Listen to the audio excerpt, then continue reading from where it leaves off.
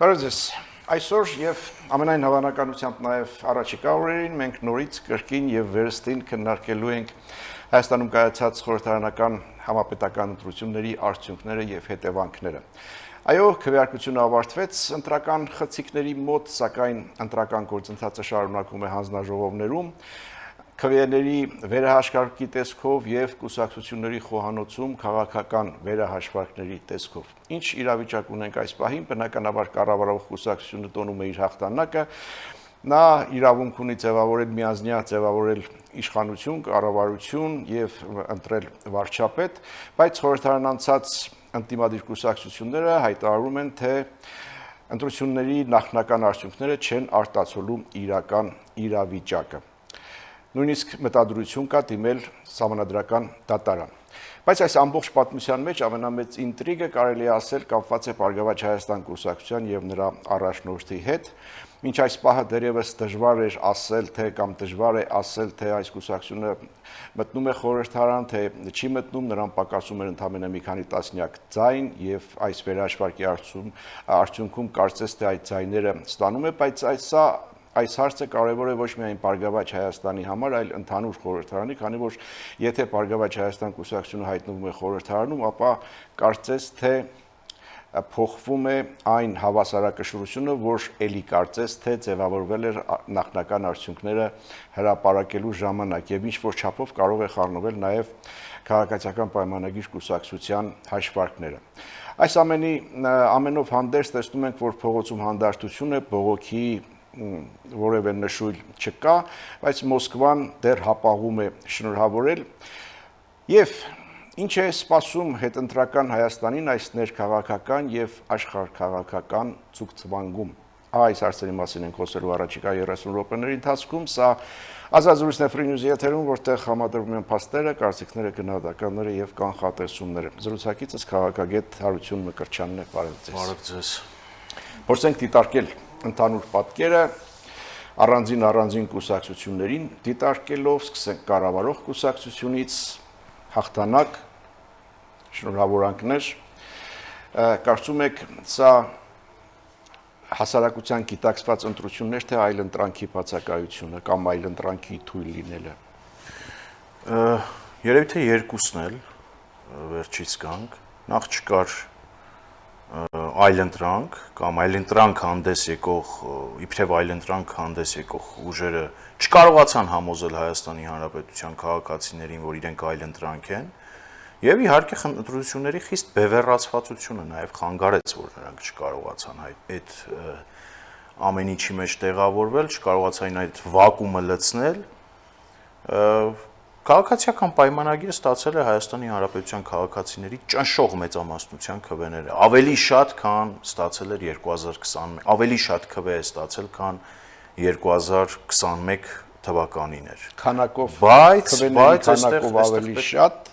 տոկոսներով ավելի քիչ, ու հենց այստեղ է ֆենոմենը, ու հենց այստեղ է, որ շան գլուխը թաղված է, ու հենց այստեղ է, որ պետքա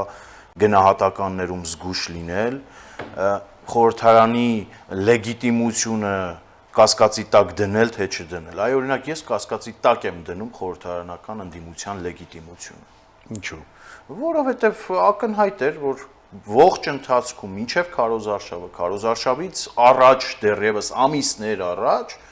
ուժեղ Հայաստանը կամ մեր ձևով շարժումը, որը որ նույն ուժեղ Հայաստանն է, ամիսներ շարունակ Հայաստանի Հանրապետության քաղաքացիներին գնելով է զբաղված եղել։ Այդ էլ հայտնագործություն չի եւ նորություն չի, հակակոռուպցիոն կոմիտեն կոտորվավ առավոտից երեկո հայտարարություններ եւ ձայնագրություններ հրապարակելով։ Իսկ եթե ձեզ թվում է, որ այդ հայտարարություններն ու ձայնագրությունները ողջ պատկերն են արտացոլում, չարաչար սխալվում ենք, հազարավոր դեպքեր կան, հազարավոր բաշի բոզուկ ընտրակեղծարարներ ու ընտրական ձայն գողացողներ, վաճառողներ, գնողներ կան, որ չեն բացահայտվել։ 100,000-ին մոտ Ռուսաստանի Դաշնությունում ապրող էթնիկ հայեր են տեղափոխվել բառիս բուն իմաստով Հայաստանի Հանրապետություն քվեարկությանը մասնակցելու։ Սա լեգիտիմ է։ Եվ ի վերջո եկեք չմոռանանք, ձեր ասածներից երկուսի մասով էլ հարց է առաջանում, այսինքն դուք վստահ եք, ձեր ասածից կարելի է բխեցնել, որ վստահ եք ընտրական կաշառքները շատ ավելի սարսափելի ծավալներ են ունեցել, քան բացահայտվել է։ Իհարկե, բացահայտվել է, ես կարծում եմ 2-3%-ը։ Իրավապահները չէին էլ կարող ողջ ծավալով բացահայտել։ Ուստի ես կարծում եմ, որ պետք է Հայաստանի Հանրապետության քաղաքացիներին ազատել իրենց ձայնը գնել ցանկացող ուժերի առհասարակ քաղաքականությամբ զբաղվելու այդ հնարավորությունից եւ թույլ չտալ այդ ուժերին առհասարակ քաղաքացիների դռները գնալ։ Հաջորդը մատնանշեցիք Ռուսաստանի Դաշնությունից մեր հայրենակիցների Հայաստան տեղափոխվելը ընտրական նպատակներով քվեարկելը եւ այլն։ Այլ հարց է, որ հետագայում գուցե պետք է մտածել ընտրական իրավունքը որ պայմաններում է տրվում, որ պայմաններում, ինչ պայմաններում չի տրվում, Ինչի հետագայում։ Բայց այսօր օրենքով մարդիկ իրավունք ունեն գալ քվեարկել։ Ինչի հետագայում, եթե սա խնդիր է եւ այդ խնդիրը տեսնում ենք բոլորս, էլի շարունակելու ենք ջայլամային քաղաքականություն վարել։ Դե լավ, այս անգամ ոչինչ,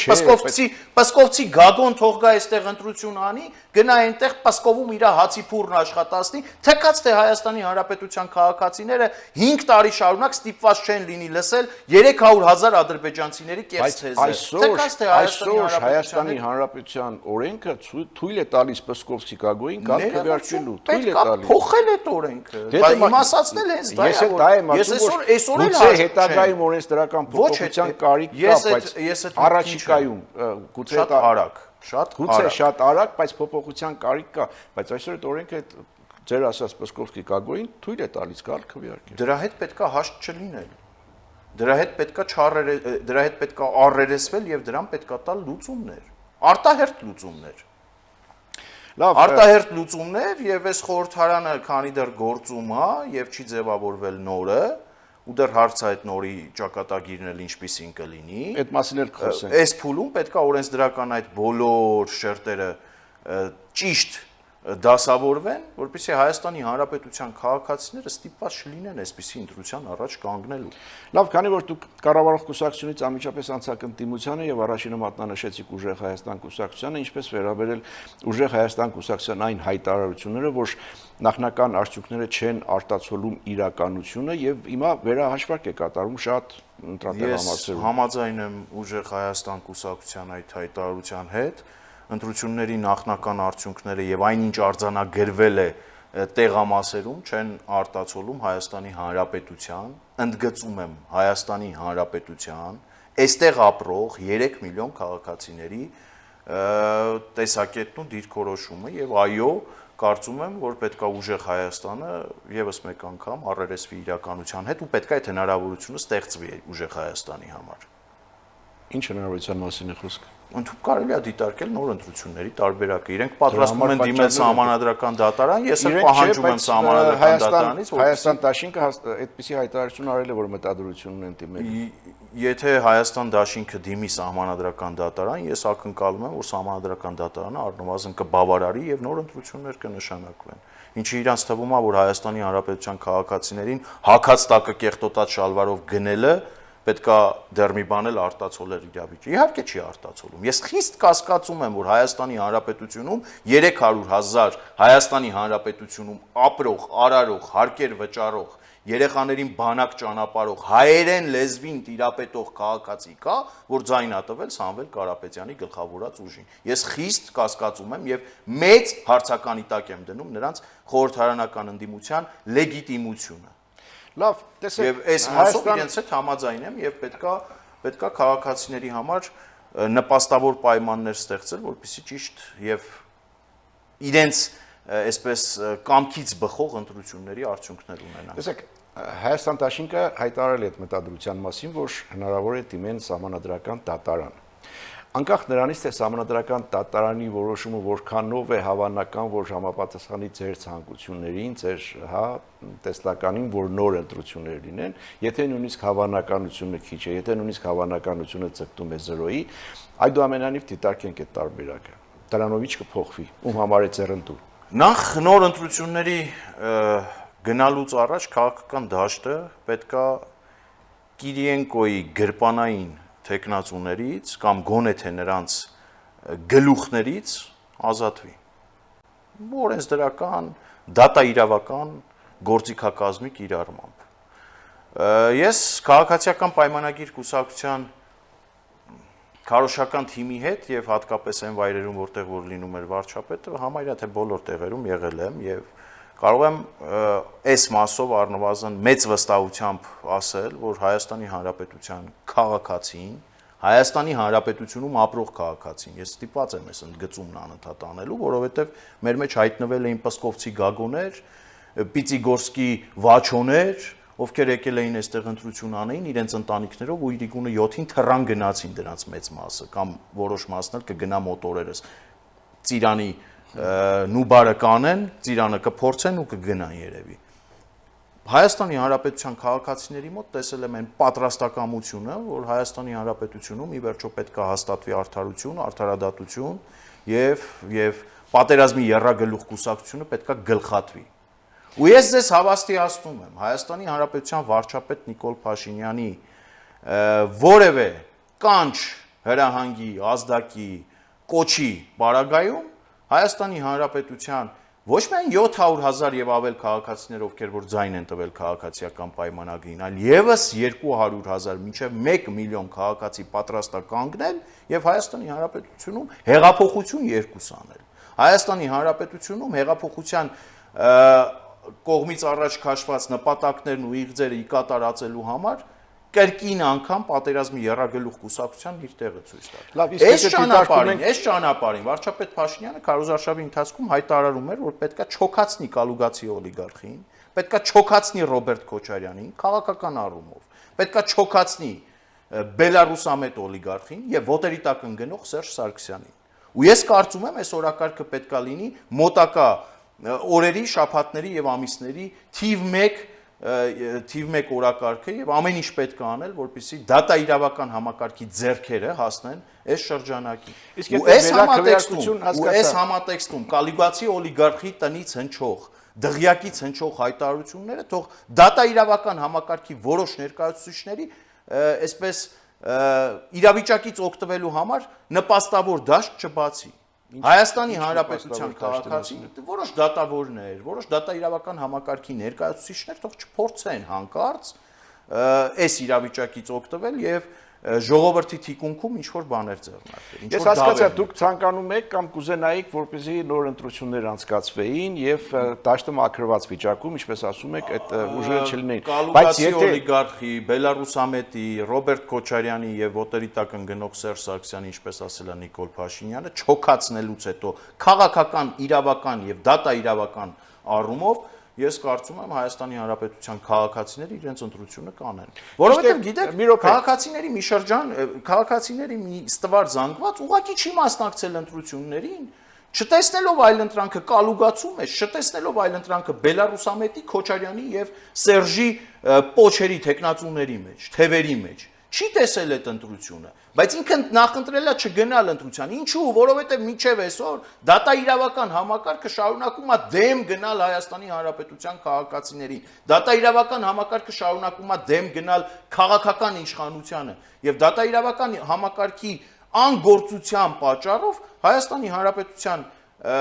քաղաքական իշխանությունը կրում է զրկանքներ եւ կրում է դրա հետևանքները։ Ու սա պետքա ի վերջո այդ կարմիր գիծը ի վերջո պետքա քաշվի։ Մենք թեև շատ տեսական հարց ենք քննարկում նոր ընտրություններ եք ասում, բայց դեպ դիտարկեցիք այն տարբերակը, որ նոր ընտրություններ այն բանից հետո եւ քաղաքական դաշտը կմաքրվի, իսկ եթե նույն կազմով վերաքվեարկություն կամ նոր ընտրություն, այս պարագայում ինչ կփոխվի ընտրությունների կազմով։ Մասնակիցների նույն 19 մասնակիցների մասով։ Ես կարծում եմ առնվազն նախ պետքա ֆիքսենք, որ այդ 19 մասնակիցներից շատ-շատերը պետքա մի մասը պետքա գնա քաղաքական թոշակի, որովհետև 2018 թվականի փոփոխություններից հետո ոմանց դեպքում առնվազն 3-4 փորձներ խորհրդարան հայտնվելու եւ ամեն անգամ ավելի վատ։ Այդ շրջանակը պետքա գնա թոշակի։ Այն շրջանակը, որը որ ուներ հնարավորություն Հայաստանի Հանրապետության քաղաքացիներին այլընտրանք առաջարկելու, բայց քաղաքական ապաշնորհության մաստեր կլաս ցույց տվեց այս ընթացքում եւ մսխեց հնարավորությունները եւ այդ այլընտրանքը չձևավորես, պետքա դուրս մղվի եւ չմասնակցի ուղակի։ Վակումը լցնող քաղաքական ուժեր եւ շրջանակներ վստահաբար կլինեն իրավիճակը տեսնելուց հետո, իսկ այս շրջանակ ուղակի պետքա ֆիլտրվի գոնե թե։ Գիտեք ինչու, որովհետեւ ամբողջ ընթացքում հիմա դուք ինձ ասում եք, իսկ եթե համանadrական դատարանը այդպիսի որոշում չկայացնի, իսկ եթե քաղաքական առումով այդպիսի որոշում չկայացվի առհասարակ, մենք ինչ ենք ունենալու։ Ողբալի պատկեր, խորհրդարանում հայտնվել է քաղաքացիական պայմանագիրը, որը խոսում է Հայաստանի Հանրապետության անկախության, ինքնիշխանության, սուվերենության, տարածքային ամբողջականության պահպանման դիրքերից եւ հայտնվել է կալուգացի օլիգարխի կողմից գլխավորող ուժը, որը Հայաստանի Հանրապետությունում ադրբեջանական նարատիվեր ու թեզեր է տարածում, եւ հայտնվել է Ռոբերտ Քոչարյանը, նույն ինքը Հեյդար Ալիևի կողմից հավատարմագրված Կոմկուսի այն ժամանակ տեխնացու քարտուղարը։ Հիմա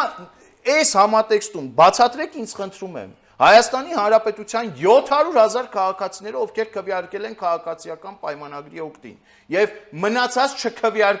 չքվեարկած քաղաքացիները, ովքեր ընտրության չեն գնացել, կրակն են ընկել այս կոնֆիգուրացիայի ձեռքը, երբ որ լրտեսական ցանցերը հիմա էլ ներթափանցել են խորհրդարան։ Պատերազմի եռագլուխ կուսակցությունը պետքա գլխատվի, այլ ճանապարհ չկա։ Ուզում եք ուզեք,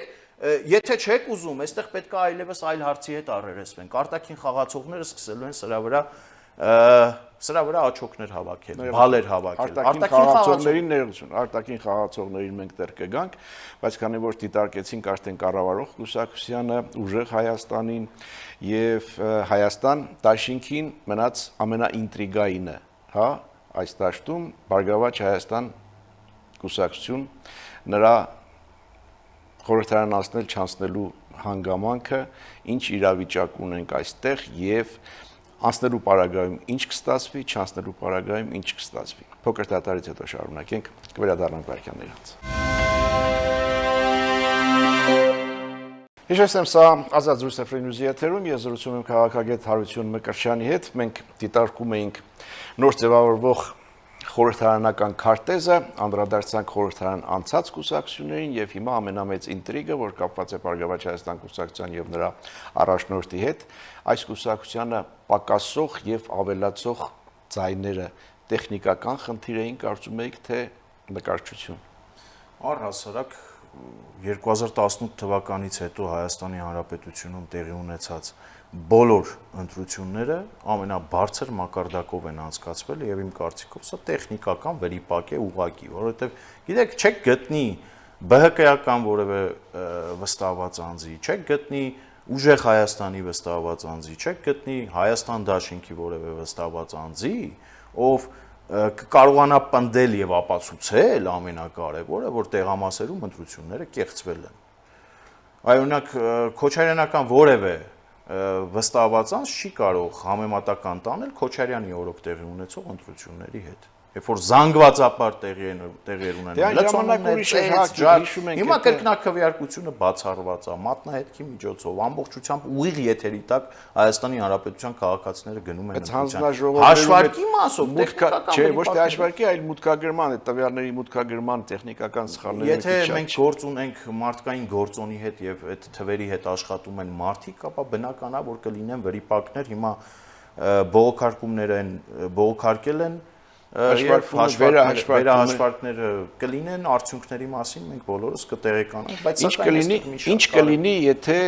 ձայները բավարարեն եւ Բարգավաճ Հայաստանը ոչ մի արտառոց բան տեղի չի ունենա, կրկին անգամ Հայաստանի Հանրապետության քաղաքացուն կպարտադրեն կեղտոտ փողերի արդյունքում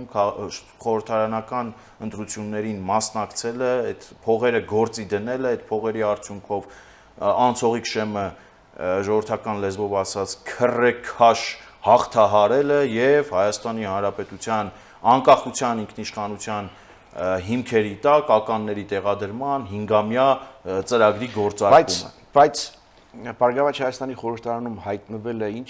ինչպես կփոխվի այդ հավասարակշռությունը, որ ձևավորվել էր նախնական արդյունքների հրապարակ, ավելի պարզ ասած նկատի ունեմ քաղաքացիական պայմանագրի 3/5 ունենալ չունենալը, դրանով պայմանավորված մի շարք կարևոր նախագծերի, կարևոր որոշումների ընդունելու դժվարությունները։ Ես կարծում եմ, որ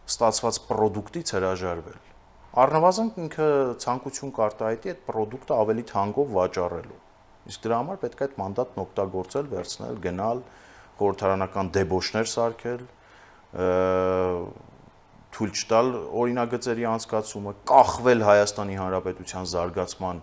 ոտքերից եւ թույլ չտալ Հայաստանի Հանրապետությունը զարգանա եւ հարմար առիթում դարանակալել ու հարձակվել Հայաստանի Հանրապետության ինքնիշխանության ու սուվերենության վրա, իշխանության զավթման միջոցով։ Ու այս ճանապարհին իրենք օգտագործելու են այդ մանդատները։ Լռությունը այն լռությունը, որ մենք տեսնում ենք, սա ավելի շատ օթում թոզ են հիմա փչում եւ փորձում են իրենց իսկ ընտրողների տակից դուրս գալ, իրենց ընտրողների հարցադրումների տակից դուրս գալ եւ լղոզել իրավիճակը։ Գնալու են խորհրդարան, խորհրդարանում փորձելու են այսպես կոչված աշխատել, իսկ իրականում գիտենք թե ում համար աշխատել, ու սա բեմականացված ինչ որ ճանապարհ է, հակառակ պարագայում չվերցնեն մանդատները խորհրդարանում, ոչ մի մեծ բան չի փոխվի, հա։ Քաղաքացիական պայմանագիր դրա համար է փողոցը լուր, այսինքն գեներացնելու փորձեր չկան։ Լսեք, իրենք փողոց չեն կարող գեներացնել։ Եթե կարողանային փողոց գեներացնել եւ ստացա, եկեք ֆիքսենք, որ հավաքական ընդդիմությունը դե ֆակտո ընտրատեղամասերում ստացել է մոտ 500,000 քվ։ Եվ 500,000 քվ ստացած ուժերը, որ կարծես թե սկզբունքորեն խնդիր չունեն իրար հետ, ես այն մտքին չեմ, որ Քոչարյանն ու 100,000-ին կարող են Ռոբերտ Քոչարյանն ու Սամվել Կարապետյանը իրար հետ խնդիր ունեն, Ծառուկյանն ու Քոչարյանն ու Սարգսյանը իրար հետ խնդիր ունեն, Թևերն ու Վոտերն ու ականջներն իրար հետ խնդիր ունեն։ Ոչ մեկի հետ խնդիր չունի, եւ եթե իրենք վստահ լինեին, որ գոնե հավաքական ջանքերով հնարավորություն կունենային 100,000 մարդու գեներացնել փողոցում, իրանք կգնային այդ ճանապարհով։ Իրենք դրան էլ վստահ չեն։ Ինչու՞, որովհետև իրենց ընտրողը եկել, իրենց ընտրել է հակած տակը կեղտոտած շալվարի դիմաց, իրենց ընտրողը եկել քվեարկել է 100,000-ի դիմաց, իրենց ընտրողը եկել քվեարկել է Պասկովում թթվի լարյոկը պահելու դիմաց, իրենց ընտրողը եկել քվեարկել է Խոպանում, չգիտեմ, իրենց համար աշխատող շրջանակին հացի ու դեղի աշխատավարձ տալու դիմաց ու այդպես շարունակ։ Եթե իրենք ունենային այդ հնարավորությունը, կգնային այդ ճանապարհով։ Դրա համար եմ ասում, հիմա պետքա իրավիճակը սրողի դերում ավելի շատ լինի իշխանությունը եւ Նիկոլ Փաշինյանը նախընտրական տրված խոստումները կայծակնային արագությամբ պետքա իրականացնի։ Կայծակնային արագությամբ։ Եվ պետքա իրականացնի վերջնականորեն, որովհետև այս ուժերը ողջ քարոզարշավի ընթացքում դեմ են եղել Հայաստանի Հանրապետությանը։ Սա անպագորգոր հայտարարություն չի, սա հիմնավոր մեղադրանք է իրենց հանդեպ ուղղված, որովհետև միայն Ադրբեջանի հատուկ ծառայությունները կերազեին եւ ջանք ու եռանդ ու միջոցներ չէին խնայի Հայաստանի Հանրապետությունում 300,000 ադրբեջանցու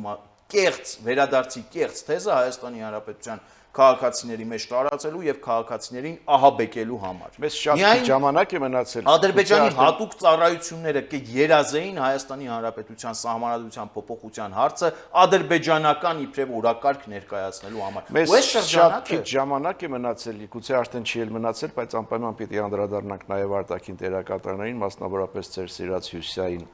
դերակատարին եւ ինչու է ուշանում շնորհավորանքը այս բազմաթիվ շնորհավորանքների համատեղ ֆոնին։ Առաջարկում եմ Մեդվեդևին անպայման նաշադիր ուղարկենք Հայաստանի Հանրապետությունից, որպեսզի այդ նոկդաուն իրավիճակից դուրս գա։ Իրենք կարծում էին, որ Հայաստանի Հանրապետության քաղաքացիներին թունավորելով սեփական իշխանության դեմ առնվազն այդ 49%-ն էլ չէր հավաքի Նիկոլ Փաշինյանը եւ կստանային կոնսենսուս -1 իրավիճակ ու խամաճիկները կգային իշխանության։ Մենաշնորհ է ստացել իշխանության։ Բայց քանի որ հիմա Նիկոլ Փաշինյանը այսպես թե այնպես վարչապետ ընտրվում է,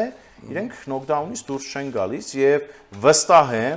վստահ եմ, գոնե թե այդպիսի համոզմունք ունեմ կամ կասկած ունեմ, լավ էսպես ասեմ, որպեսի գրպանային իրավաբանները հիմա չփորձեն ինձ դատի տալ, կամ գրպանից սնվող իրավաբանները ավելի ճիշտ։ Ռուսաստանի Դաշնությունը փորձում է խամաճիկային ընդդիմությանը Հայաստանի Հանրապետության ներսում գործող փողոցային գործողությունների դրդել։ Եվ վստահ եմ, առնվազն այդպիսի կասկածներ ունեմ, որ այդ շրջանակները դիմադրում են Կիրիենկոին եւ Կիրիենկոից սնվող, ճյուղավորվող Լուբյանկայի այլ շրջանակների։ Դիմադրում են, որովհետեւ ասում են եղբայր, էլ ձև չունենք։ Ծախսվել է միլիարդավոր դրամներ, ծախսվել է ռեսուրս, միջոցներ եւ ունենք այն, ինչ ունենք։ Փողոց գեներացնելը լինելու է իրանց դեմ ու ես վստահ եմ կուլիսներում հիմա այդ խոսակցությունն էլ գնում է։ Դրա համար Ռուսաստանի Դաշնությունը ուշացնում է շնորհավորանքը եւ ի վերջո փորձում են իրենց մեդիա